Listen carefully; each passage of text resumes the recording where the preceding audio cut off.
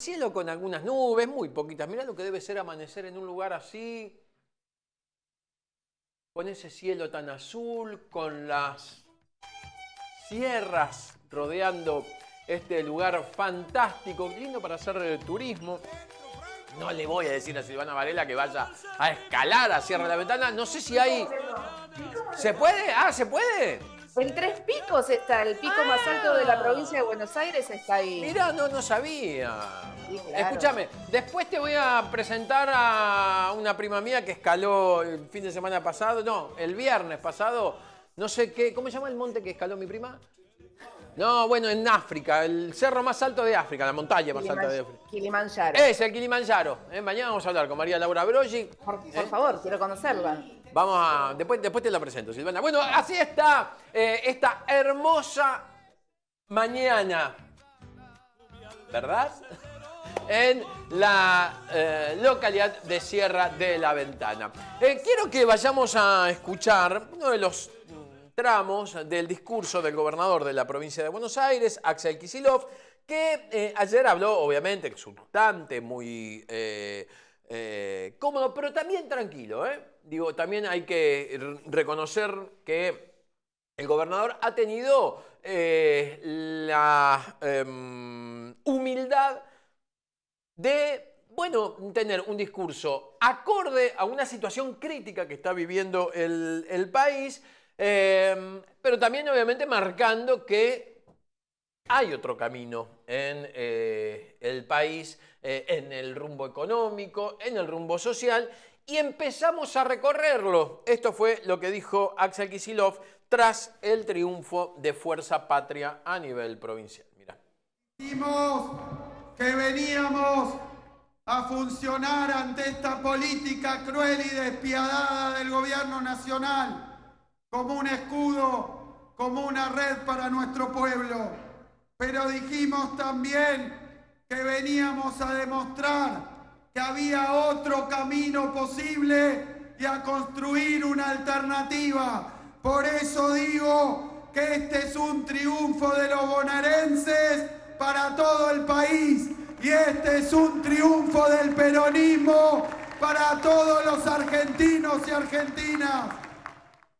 Bueno, muy bien, esto es lo que decía el gobernador de la provincia de Buenos Aires, Axel Kicillof, uno de los tantos tramos que quiero que compartamos a lo largo de esta mañana. Fue el discurso largo pero contundente en muchos de sus tramos y obviamente lo vamos a estar aquí concretamente reiterando y pasando a lo largo de todo el día. La tengo a Silvana Varela, por supuesto, del otro lado de la cámara, que nos va a dar su punto de vista respecto de lo que ocurrió en el día de ayer, que creo que hasta incluso fue sorpresivo. Silvana, ¿cómo estás? Bienvenida, buen día. Hola, ¿cómo estás? Muy buen día. Sí, a ver, lo que fue claramente sorpresivo es el resultado abultado que ganaba el peronismo, creo que lo habíamos hablado en los últimos días, que Sí, había sí. una tendencia a que se creía favorable hacia el peronismo. Sobre todo yo insisto, creo y soy una ferviente convencida de que esto es una conjunción de cosas, no es solo una cosa, digo, porque hoy he leído muchas discusiones respecto de si tiene que ver el 3%, no tiene que ver el 3%, si tiene que ver la economía, no tiene que ver la economía. Bueno, yo creo que son ambas cosas. Es decir, ¿a qué voy con esto? Cuando la economía funciona bien, la verdad que digo, nos hemos acostumbrado a, bueno, roban pero hacen, ¿no? Entonces, Claro. cuando la economía funciona bien, puede haber corrupción y mucha gente mira para otro lado, no le parece una cosa tan importante, si se quiere, a destacar, ¿no? O a valorar en el voto. Priorizan quizás el si están bien, si no están bien, si tienen trabajo, si llegan a fin de mes, etcétera, etcétera. Lo que pasa es que Javier Milei rompe el contrato social que tenía con su sector de votantes. Es decir, ¿a qué voy? Digo, los votantes claramente lo eligieron primero porque creían que era un buen economista y que iba a sacar el país adelante, que veníamos con una situación de mucha inflación, que estaba generando problemas, más allá después de si la paritaria alcanzaba o no alcanzaba, digo, bueno, la sensación era que vos ibas al supermercado y no sabías cuánto costaban las cosas. Entonces, no se puede vivir con esa incertidumbre de la inflación, con lo cual había una sensación de que lo económico estaba mal, más allá de que hoy digas, che, pero yo hoy no llego a fin de mes como si llegaba antes. Bueno, no importa, en ese momento, con esa inflación, la sensación era, lo económico no está bien. Y no estaba bien, porque un país no se puede sostener con esos índices de inflación, obviamente. Pero, digo, cuando la economía funciona bien, que tiene que ver con lo moral, quizás pasa a un segundo plano. El tema es que a Milei lo eligieron porque creían que sabía de economía, creían que podía sacar el país adelante, más allá de que él había advertido que iba a haber un primer momento, un primer año difícil, etcétera, etcétera. Bueno, ya llevamos casi 2 años y la cosa sigue cada vez más difícil. Pero encima creían que era incorruptible, o sea, que si había algo que él no iba a hacer nunca, era entrar en la corrupción y que iba a ir contra la casta, etcétera, etcétera. Bueno, terminó en un gobierno manejado por los Menem, con Patricia Bullrich, con Franco, con Scioli, digo, con gente que claramente venía de la casta política y venía de muchos años de ser empleados públicos a través de dirigentes, de cargos selectivos, de lo que quieran, pero no dejan de ser empleados públicos. Y encima, la economía funciona mal, y aparece este famoso tema del 3% de la corrupción y que lo hace su propia hermana y que son indisolubles él y la hermana. No es que vos podés pensar en una hermana, no sé, tipo, qué sé yo, Martín Sabatella con Hernán Sabatella que se matan entre ellos. Sí. No, acá estamos hablando de siameses prácticamente, claro. ¿No? Entonces, claramente que si Karina Milei hace algo, bueno, automáticamente lo que piensan todos es Javier lo sabe y Javier se lo permite, ¿no? Más allá de si él lo toca o no lo toca el dinero, digo, no, ya no importa, ya es, bueno, se lo estás permitiendo, tenés que sacarla. Y no la saca y no la va a sacar. Entonces, la famosa frase que se hizo famosa en Estados Unidos, de es la economía, estúpido. Digo, me parece que acá me encanta como dice estúpido. Me encanta como dice estúpido Silvana Varela.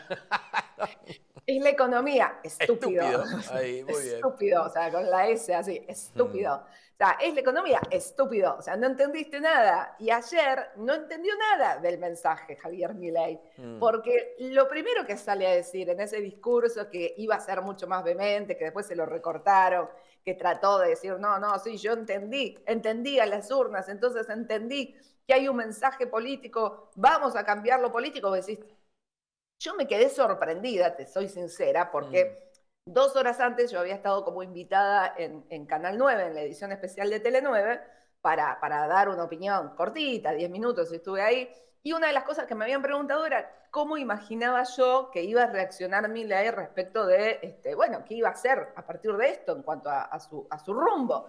Y yo dije que la verdad que a mí me parecía difícil imaginármelo cambiando, porque cualquier otro dirigente que venga de la política, cualquier otro dirigente normal, entre comillas, que provenga de la política, cuando ve la pared y sabe que se la va a dar contra la pared, trata de esquivarla, porque es una cuestión de supervivencia política, de decir, no quiero perder, no quiero quedarme acá contra la pared. En el caso de Milei, que es una persona cuya personalidad es tan fundamentalista, digo, que no hay que analizarlo, vos no podés pensarlo como un político tradicional, tenés que pensarlo como una persona que tiene una mentalidad y una personalidad diferente, que es absolutamente fundamentalista. Digo, no importa si está equivocado o no, digo, lo que digo es, él es fundamentalista, él está convencido de que ese es el rumbo, y está convencido que, bueno, no importa, hay cosas en el medio que tendrá que sortear, pero que el rumbo es ese, con lo cual si él ve la pared, en vez de tratar de esquivarla, lo que intenta hacer, en tal caso, es atravesarla a los golpes, es decir, hacer un agujero y pasar la pared. Pero no imagina que tenga que cambiar algo en su rumbo, porque él está convencido realmente de que el rumbo económico es ese y que la salida es por ahí. Con lo cual va a tratar de hacer un agujero en la pared y quedarán su cabeza contra la pared, claramente. Pero bueno, va a ir hacia eso, no va a ir hacia un esquivar. Entonces, cuando ayer se sube al escenario y dice, entendí el mensaje, yo dije, wow, le erré. Dije, mejor, porque la verdad que para la Argentina lo mejor que le puede pasar es que el presidente entienda el mensaje de las urnas y que haga algo que todos vivamos un poco mejor. Duró 2 minutos porque en realidad se estaba refiriendo que lo que se estaba haciendo cargo de que le había errado era la estrategia política, ¿no? La estrategia de campaña o cómo manejaron en tal caso quiénes fueron sus candidatos o cómo manejaron la campaña, pero no al rumbo económico que dijo que lo ratificaba y que lo iba a profundizar incluso. Así que bueno, no sé. O sea, es ir hacia adelante viendo el paredón justamente de frente y un Javier Milei que, si bien dice que va a hacer autocrítica, que si No, bien dice... la única autocrítica que dijo que iba a hacer, Sí. por eso separo las dos partes del discurso, Sí. cuando él arranca diciendo que va a hacer autocrítica, yo dije, bueno, en buena hora, hacer una autocrítica de gestión, pero no, la autocrítica que dijo política, se estaba refiriendo claramente a una autocrítica en lo que tiene que ver con el armado político, probablemente con el tipo de alianzas, probablemente con el tipo de si tuvo o no tuvo fiscalización, con quiénes fueron sus punteros, con si le dejó la estrategia a Karina y a los Menem. Fíjate que ayer, entre otras cosas, casi no saludó a Martín Menem, con lo cual los debe culpar a los Menem de lo que le pasó, cuando en realidad es Karina, porque más allá que vos digas, bueno, Karina la manejan, entre comillas, Lule Menem y Martín Menem, bueno, no, es Karina. O sea, ya desde antes era Karina, desde antes de la elección, de que Milei se convirtiera en presidente, era Karina la que manejaba todo, con lo cual en realidad él lo que no quiere ver es que la que le erra en esta estrategia, en esta pelea, en profundizar las cosas contra el PRO, en ir a querer comerse a sus aliados, porque otra de las cosas que hace La Libertad Avanza es fagocitar a sus aliados, con esta cosa de querer barrerlos. Digo, va a pelearle al PRO en la Ciudad de Buenos Aires, le gana el espacio en la Ciudad de Buenos Aires, y a partir de ahí, no solo que los mete adentro, los obliga a meterse adentro de la lista en la provincia de Buenos Aires, sino que los termina ninguneando, o sea, los termina maltratando. Entonces, parte del radicalismo, que era parte de Juntos por el Cambio, es el que fue a Somos, que yo creo que lo he dicho también acá, que había que hacerle una mención especial, que el peronismo tendría que hacerle una mención especial a Emilio Monzó, porque, digo, hay quienes te dicen, no, Monzó supo leer que la elección venía de tal manera. No, Monzó creó las condiciones en la elección en la provincia de Buenos Aires para que se dieran de esa manera. En tal caso, lo que supo leer Monzó es que había un descontento del radicalismo, de parte del radicalismo, que había como un terreno fértil para tratar de armar esta tercera posición, que obviamente sabían que no le iba a pelear en partes iguales a la polarización que tenía La Libertad Avanza y el peronismo, pero sí podía sacarle votos a La Libertad Avanza y tener sus propios dirigentes y sus propios representantes en los consejos deliberantes y en la legislatura bonaerense, que lo consiguieron. Y lo consiguieron con ese radicalismo que dice, yo no quiero ser parte de esto. O sea, un radicalismo que estaba dentro de Juntos por el Cambio, que estaba en la alianza con el PRO, que gobernaba muchos de los distritos de la provincia de Buenos Aires, que siempre dijimos, ojo que no son todos amarillos, son rojos, no son amarillos, están dentro de Juntos por el Cambio, pero vienen del radicalismo. Bueno, parte de esos distritos y de intendentes muy importantes, como Pasaglia, que incluso tiene un pasado peronista, como Petreca, digo, como otros intendentes en el resto de las secciones donde pensaba La Libertad Avanza que arrasaba y que ganaba cómodo. Sin embargo, si vos sumás los votos de Somos con La Libertad Avanza, hubiesen ganado. Se lo lleva el armado que hace Emilio Monzó, que es el nombre y apellido que hay que poner detrás de ese armado de Somos y que es el que lee que había terreno fértil para hacer eso y lo hizo. Entonces, yo escuchaba a algunos periodistas de La Nación Más y de TN hasta hace 2 días que se preguntaban, bueno, ¿cómo hay que leer? ¿Cómo vamos a leer el domingo? ¿Qué vamos a decir? ¿Ganó el peronismo porque en votos ya daban por descontado que iba a ganar? ¿O ganó La Libertad Avanza porque las secciones que va a ganar La Libertad Avanza son más? Incluso le escuché decir lo mismo a Romina Mangel en Radio Con Vos en el programa de la tarde. Bueno, no se dio, o sea, se dieron las dos cosas en favor del peronismo, porque termina ganando solamente 2 secciones, la quinta y la sexta, con particularidades que si querés después las desarrollamos, pero digo, era previsible, ambas secciones eran previsibles, había duda con la séptima, la ganó el peronismo, había dudas con, bueno, segunda y cuarta, tiene mucha injerencia este armado de Somos, si no hubiese existido este armado de Somos, la hubiese ganado La Libertad Avanza. Y la mayor duda que tenían incluso los dirigentes peronistas que yo consulté hasta último momento, con acceso a encuestas pero de las de verdad, no de las que nos pasan a los periodistas, sino de las que tienen ellos de verdad, que saben el número desde mucho antes. Y en la primera no se la jugaban de que fuera ni siquiera a ganar el peronismo. Te decían, estamos ahí, la primera estamos ahí, te decían.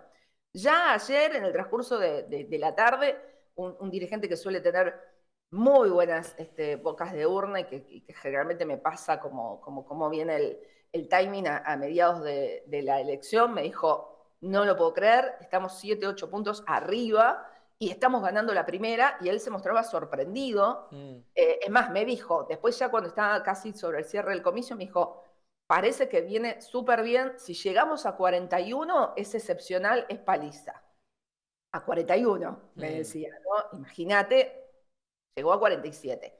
A ver, también hay que hacer una salvedad en esto. Yo quiero ver cuando esté el escrutinio definitivo cuáles son la cantidad de votos, digo, porque cuando hablamos de porcentajes hay que tener en cuenta que obviamente el porcentaje se toma sobre el 100% de los votantes, y el 100% de los votantes fue un 10% menos que lo que fueron a votar en la elección general del 2023, por lo menos. Entonces, digo, bueno, no podés comparar de la misma manera los porcentajes, porque quizás este 47% en cantidad de votos sea más o menos lo mismo que el 44 y pico % del 2023. Entonces hay que ver en cantidad de votantes después si es que mantuvo la base del 2023 o si es que encima sumó votantes respecto al 2023. De todos modos, haber mantenido la base de votantes del 2023, que era una elección general y con cargo a gobernador, con respecto a una elección legislativa que generalmente el peronismo no pasaba el 30 y pico %,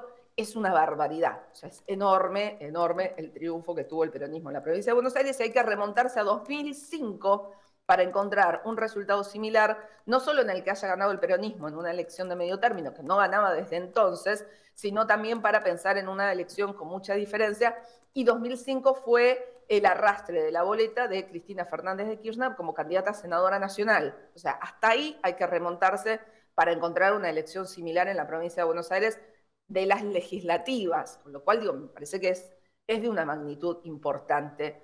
Es muy interesante, además, lo que transmite hacia el resto de las provincias de cara a octubre. Creo que esto le da un mensaje al resto de los gobernadores de, ojo, que quizás es por acá. Algunos gobernadores que por ahí se mostraban medios temerosos, de me enfrento, no me enfrento, mis coprovincianos me seguirán, no me seguirán. Bueno, me parece que marca un poco que el humor social no está bien, y quizás esto le dé un poquito de oxígeno a otros gobernadores para animarse a pararse un poco más enfrente del gobierno nacional. Así que creo que reconfigura el mapa electoral de cara a octubre de una manera impensada. O sea, esto hace un mes decíamos, la política es una película, el fotograma de hace un mes decía una cosa y el fotograma de ahora es absolutamente distinto al de hace un mes, porque en el medio pasaron cosas. O sea, claramente que la economía deteriorándose día a día, y esta idea de, che, al final son lo mismo, son igual de corruptos o peores, porque eso es lo que te dice la calle, no,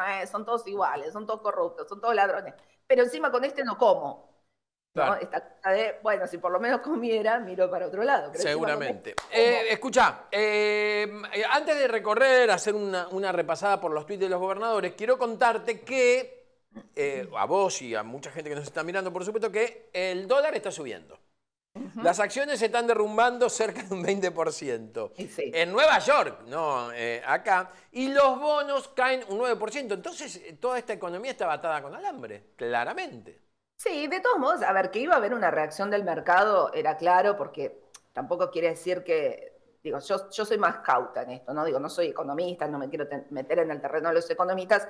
Sí, obviamente que cuando sucede una elección como esta, marca la debilidad del gobierno, y la debilidad del gobierno arrastra a que los mercados se muestren de esta manera. Es decir, no importa si el gobierno es de un color o es del otro, siempre que hay una derrota de semejante magnitud, obviamente que el mercado dice, che, este mercado es inestable, entonces reacciona ante esa inestabilidad que considera que se ha convertido el gobierno o quien esté gobernando en ese momento. Digo, le hubiera pasado lo mismo si fuese a la inversa, si fuese un peronista y pierde por semejante cantidad, el gobierno no sale a poner acciones en alza porque perdió ese gobernante. O sea, hasta que se produce el cambio de gobierno, digo, las acciones obviamente hubiesen tenido una repercusión de esta magnitud. Hay que ver qué hace ahora el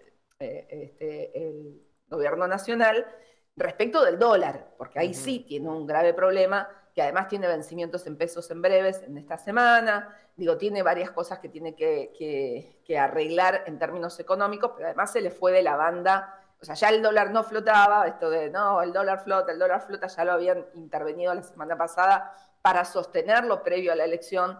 La intención de ellos era llegar lo más tranquilo posible a octubre, que es donde tienen la pulseada a nivel nacional para la conformación del Congreso Nacional, que además es muy importante. Yo creo que esto, insisto, de cara a octubre cambia la sensación también de la ola, si está de un lado o está del otro, ¿no? Digo, porque no hay que olvidarse y no hay que perder de vista que muchas de las cosas que pudo hacer en materia de recortes, en materia de intentos de privatizaciones, en materia de ajustes, en materia de desregulaciones, etcétera, etcétera, es porque tuvo un Congreso que le votó muchas de esas leyes que propuso y que en otros casos hizo oídos sordos ante la posibilidad de un veto y le permitió que pasaran DNUs que fueron tremendos, porque todavía pagamos las consecuencias del DNU 7023, ¿no? Digo, aquellos que alquilamos, aquellos que ahora el celular cobra lo que se te canta, que las obras sociales cobran lo que se te canta. Digo, bueno, todo tiene que ver con la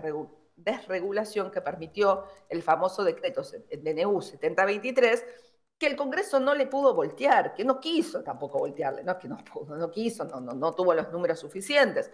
Bueno, estas cosas ocurren cuando tenés en el Congreso una conformación que es amena para el gobierno de turno, ¿no? Muchas veces se decía, che, son una escribanía. Bueno, octubre va a determinar si Javier Milei va a tener una escribanía en el Congreso o si va a tener legisladores que puedan ponerle freno a alguna de estas cosas inentendibles que intenta hacer a través de DNU, a través de leyes que modifican 400 leyes en una sola ley, ¿no? Digo, octubre en este caso es muy importante, sobre todo mucho más que en cualquier otra elección de cualquier otro, que estuviese gestionando cualquier otro presidente, indistintamente del color político, porque nunca tuvimos uno que tratara de hacer cambios tan drásticos a través de estas leyes ómnibus o de estos DNU. Entonces me parece que es muy importante ver cómo se va a terminar armando ese Congreso, si va a ser favorable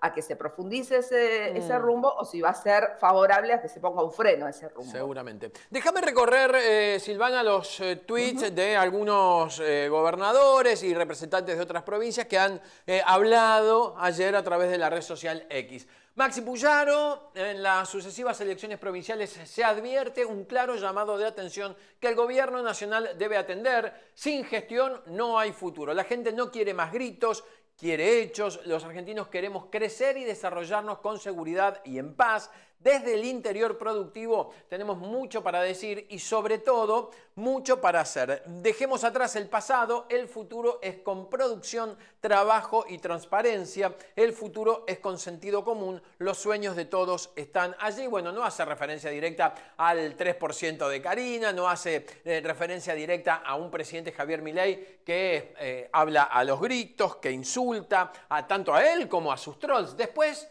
en la próxima hora vamos a repasar las opiniones de los trolls a los que Milei retuitea permanentemente. Es asqueroso.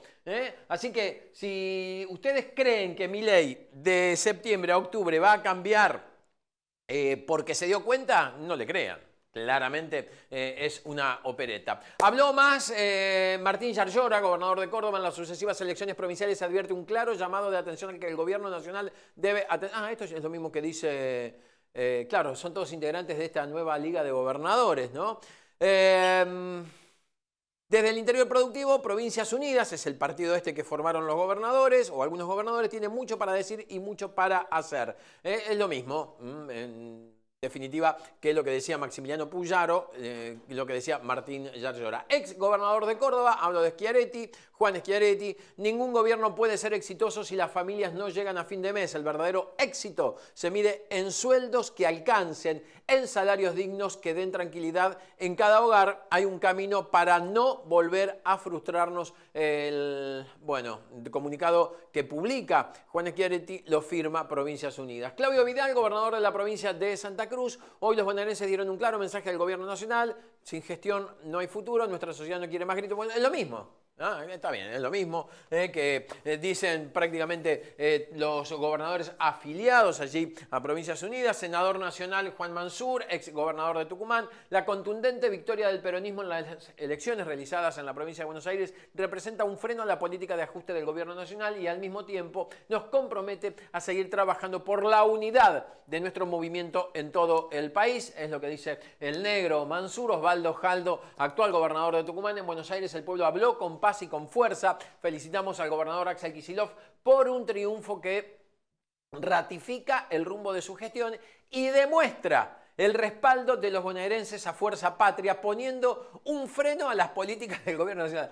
Jaldo, que no sé si te pasa a vos y no, pero me da la sensación que va pisando otro terreno, ¿no? En el medio, digamos, ha sido quizás el primer gobernador peronista que pegó el saltito, que se alineó mucho a Milei y ahora está como queriendo volver. Se acomoda con los oficialismos de turno fácilmente. Claro. Lo que pasa es que me parece que también, bueno, a ver, muchos de estos gobernadores que sobreviven mucho tiempo en sus provincias tienen, entre otras cosas, desarrollado muy bien el sentido del olfato para ver en qué lugar conviene pararse, dónde y cuándo, para tener a su vez los beneficios que necesite para su provincia. Tampoco es que está tan mal. Digo, vos tenés que en definitiva pensar cómo conseguís mejores cosas para tu provincia, cómo negociás mejor y con quién.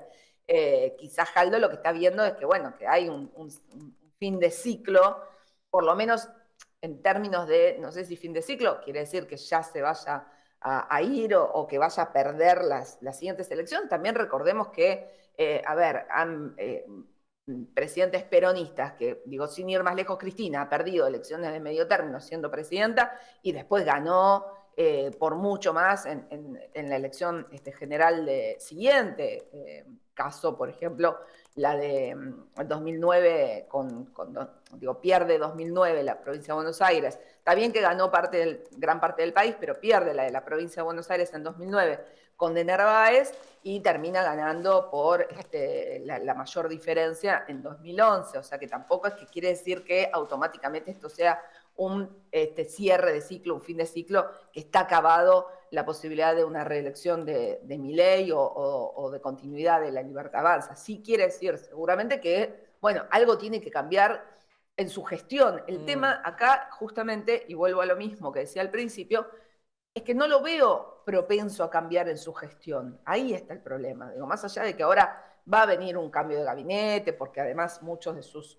integrantes van a pasar a ocupar funciones legislativas, etcétera, etcétera. Con esa excusa va a empezar a hacer un cambio de gabinete, quizás le dé un poco de oxígeno, pero mientras no entienda que lo que tiene que cambiar es el rumbo económico, y evidentemente no lo entiende porque está porfiado de que es por ahí y que hay que aguantar, pero que después va a dar sus frutos, bueno, ahí es donde probablemente termine chocando la calecita de mal, y es lo que creo que empiezan a leer los gobernadores, que además leen que hay un descontento de la sociedad y todos los gobernadores ahora ponen en juego en octubre diputados y senadores que le respondan a ellos, con lo cual me parece que van a tratar de pararse en el lugar que más le convenga para conseguir ese voto que les garantice por lo menos tener sus propios legisladores, que después no quiere decir que del día de mañana no los vuelven a poner al servicio del gobierno nacional de turno como hace siempre, ¿no? Sí, a mí, digamos, me sorprende porque anoche ya se empezó a hablar de qué van a hacer los intendentes que ya acomodaron a su espacio político, a su municipio. Digamos, era una elección básicamente para los intendentes. ¿Qué van a hacer el 26 de octubre? ¿Van a jugar? ¿Se van a quedar sentaditos? Yo no imagino, realmente entiendo que han aprendido, ¿no? Digo, después de 23. No se trata de aprender o no aprender. A ver, si no subestimamos el electorado, yo la verdad que no subestimo el electorado, El 2023 no hubo una diferencia por culpa de los intendentes entre la primera vuelta y el balotaje. Lo que hubo en el balotaje fue la suma de los votos antiperonistas. Digo, si vos sumás los votos que tuvo la Libertad Avanza más el PRO en la primera vuelta, son los votos que tuvo en el balotaje, ni más ni menos. No es que el intendente no hizo lo que tenía que hacer o que no salió a buscar el voto. No, el votante del peronismo estuvo en la primera vuelta. Y no había más que eso. No es que había un votante del peronismo que en la primera vuelta se quedó en su casa y dijo, bueno, mirá, cuando pasen en el balotaje voy y decido. No, el votante del peronismo fue en la primera vuelta, porque además se sabía que Massa la única opción que tenía de ganar era en la primera vuelta. Si no lograba evitar el balotaje, digamos, y para eso necesitaba ser muy votado en la primera vuelta, si no lograba evitar el balotaje, no tenía chances en el balotaje. Entonces desmitifiquemos esto también de que los intendentes no hicieron y por culpa de los intendentes, no. Ni los intendentes tienen tanto poder de arrastre, ni los intendentes son los culpables de que no haya ganado tal o cual dirigente. Digo, el votante ya no se deja arrastrar por lo que diga el aparato. El votante es mucho más independiente que hace 20, 30 años. Claro. No hay un voto de obediencia partidaria como había antes. Sí hay afinidades, hay ideologías, hay gente que se siente más identificado con un modelo que con otro, pero es mucho más independiente de lo que se consideraban a sí mismos hace 20 o 30 años. Y el intendente, si bien tiene un poder de movilización, de caminar las calles, de hablar con los vecinos, etcétera, etcétera, no define la elección en ese sentido solo porque se movilice. Creo que fue una elección que se volvió a las bases porque no hubo spots, porque no estuvieron ni los spots gratuitos, ni hubo nadie, ningún espacio político que pagara un spot para mostrarse en la televisión. Sí hubo algunas cosas de redes. He visto afortunadamente muchos intendentes y muchos candidatos caminando la calle, me parece que eso está bueno, el que vuelvan a hablar con los vecinos está bueno, pero bueno, también, quieras o no, la elección se nacionalizó, es decir, realmente no se habló de una agenda bonaerense, se habló de Milei sí, Milei no, la economía sí, la economía no, el 3%, la corrupción, digo, terminó siendo una elección que si bien fue desdoblada y con candidatos locales, pocos sabían si se votaba a Catopodis, o se votaba a Di Chiara, o se votaba a Magari, o se votaba a quien fuera el candidato de cada una de las secciones. O sea, terminaban eligiendo por convalidar un modelo económico nacional, sí o no, o convalidar a alguien en la provincia, sí o no, y me parece que claramente ahí estaban plebiscitando la gestión de Javier Milei y la gestión de Axel Kicillof, en tal caso como contracara de Javier Milei, pero no había tampoco, digo, me parece genial lo que hizo Catopodis, súper valorable, de salir a caminar, de pararse en las estaciones de tren, de hablar con la gente, pero creo que, digo, lo hubiese hecho cualquier otro candidato y es exactamente lo mismo, porque lo importante era eso, era el contacto con la gente y el hablar. Ahora, si la gente lo eligió a Catopodis en la primera sección electoral, no, yo creo que no, creo que lo que hicieron fue no elegir o votar en contra del gobierno nacional. Digo, por eso tan mala elección en la primera, que ellos no esperaban, la Libertad Avanza no imaginaba que iba a tener ese resultado en la primera sección. Ahora, dicho esto, también advierto un par de cosas de cara a octubre. No es lo mismo la elección en octubre que en septiembre, va a haber diferencias y te lo digo hoy, te lo firmo hoy. No tiene que ver con que los intendentes movilicen menos, tiene que ver con que cambia la elección. Primero, porque el 60% fue a votar, hay un 10%, se estima más o menos que hay un 10% que en otras elecciones iba a votar y en esta elección no fue a votar. El 10% que no fue a votar, te aseguro que no es un 10% que hubiese votado peronismo. El que quería votar contra Milei fue a votar en esta elección, no se quedó en su casa. El que se quedó en su casa es un votante que probablemente en otra elección hubiera votado o haya votado contra el peronismo y en esta elección no quiso darle el voto a Javier Milei porque está disconforme, pero no lo suficientemente disconforme como para llegar al punto de votar al peronismo. Entonces, ese 10% se quedó en su casa. Hay que ver si en octubre ese 10% se vuelve a quedar en su casa o dice, no, bueno, voy a ir a votar porque no quiero que el peronismo gane por tanto. Punto número 1, puede cambiar la conformación del ausentismo y ese ausentismo que hubo en esta, si va a votar, probablemente sea un voto a favor de La Libertad Avanza y no del peronismo. Porque, insisto, yo no creo que se haya quedado nadie en su casa de los que hubiesen votado al peronismo. Y por otra parte, cambia el padrón. En las elecciones provinciales vos tenés padrón de extranjeros, hay que ver cómo fue la votación en las mesas de extranjeros, pero hay un gran número de extranjeros habilitados para votar que no están habilitados para votar en la de octubre. Claro. Así que en la de octubre solamente, como son cargos nacionales, no votan los extranjeros, con lo cual también tenés un cambio de conformación en el padrón, que incluso hace que la tercera sección electoral vuelva a tener más electores que la primera, que en el caso de la primera tiene un gran padrón de extranjeros que no lo tiene tanto la tercera, o lo tiene menos la tercera, con lo cual, bueno, ahí se modifica de vuelta un poco los números, entonces va a haber algunos cambios, y gente que, bueno, insisto, quizás en esta no fue, y en la próxima sí va, muy probablemente sea no a favor del peronismo, sino a favor del oficialismo nacional. Entonces va a haber probablemente un número que se achique. Yo creo que la diferencia que sacó el peronismo en esta elección provincial es muy difícil de que se revierta. Si hubiese quedado 4 o 5 puntos abajo, te hubiese dicho, ojo, que puede darse vuelta porque puede aparecer el fenómeno del voto útil, de los que dicen, bueno, no, yo no quiero que gane tal, entonces voto al que puede hacerle fuerza. Entonces gente que votó a Somos podría tranquilamente en la nacional ir a votar a La Libertad Avanza para que su voto sea útil, entre comillas, y que no gane el peronismo. Podría haber un traspaso de votos de Somos hacia La Libertad Avanza en ese sentido, más los que te digo, que podrían sumarse de aquellos que no fueron a votar. Bueno, yo creo que se va a achicar ese número.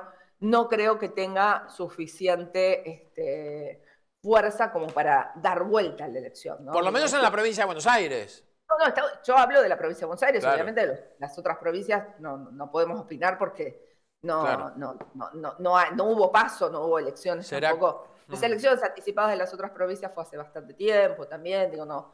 Hay que ver cómo impacta, además todas fueron anterior al 3%, yo creo que el famoso 3% tiene un impacto importante, así que hay que ver qué pasa con esas elecciones anticipadas, que de todos modos, recordemos que solamente de todas las provincias que se votó hasta ahora, ganó 2 provincias, Sí. La Libertad Avanza, Chaco, y bueno, se me fue ahora de la cabeza cuál fue la otra, pero ganó solamente en 2 provincias, tampoco es que ganó, ellos creían que ganaban en todas las provincias y no viene sucediendo tampoco. Pero bueno, insisto, además fueron anterior al escándalo del 3%, anterior a esto, anterior a esta paliza en la provincia de Buenos Aires, así que ahí se va a reconfigurar, pero insisto, no cometamos el error de pensar en octubre, cuando los números sean diferentes, o cuando se achique esa brecha, de decir, no, ves, no sé, el gobernador no la militó, los intendentes no la militaron. No, las condiciones son distintas. Hay mucho margen para que ellos, para que el oficialismo nacional pueda acercarse a partir de que se den estos trasvasamientos que te digo y a partir de que quizás vaya más gente a votar y se achique además porque el padrón de extranjeros no vota.